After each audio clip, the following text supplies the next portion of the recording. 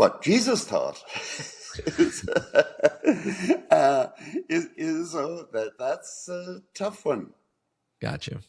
because I think it's also probably clear enough what his followers thought after his death.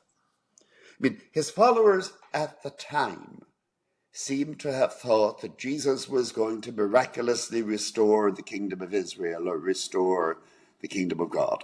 Right. That he was going to do some kind of a miracle in Jerusalem that would bring everything to a head. Right. And then he gets crucified. And, their way of coping with that is to believe that he was risen from the dead. Now, I don't know, have you ever met anyone who believed that they had seen some relative of theirs who had died and came back to talk to them? Right. Yeah. I mean, I haven't directly, but I have heard people tell me stories. I know a of few. that happened. And, well, there was a couple, in fact, who told me that their son had died in an accident. And then one night he came in and stood at the end of the bed and said, "It's all right." Yeah. Yeah. Well, I wasn't going to say to them that was an illusion.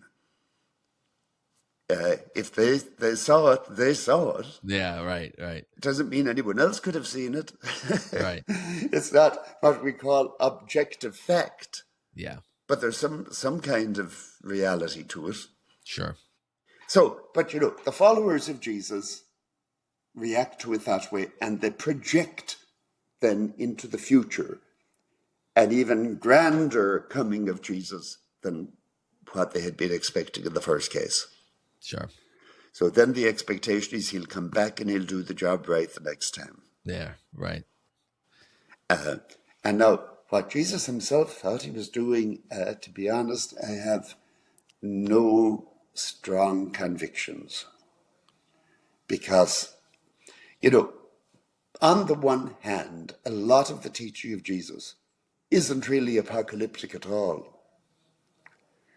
Good Samaritan, Prodigal Son, all those kind of stories, they're all about how you live life in the day-to-day.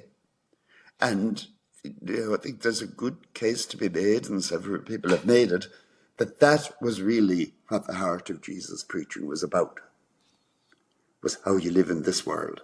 Yeah. Yeah.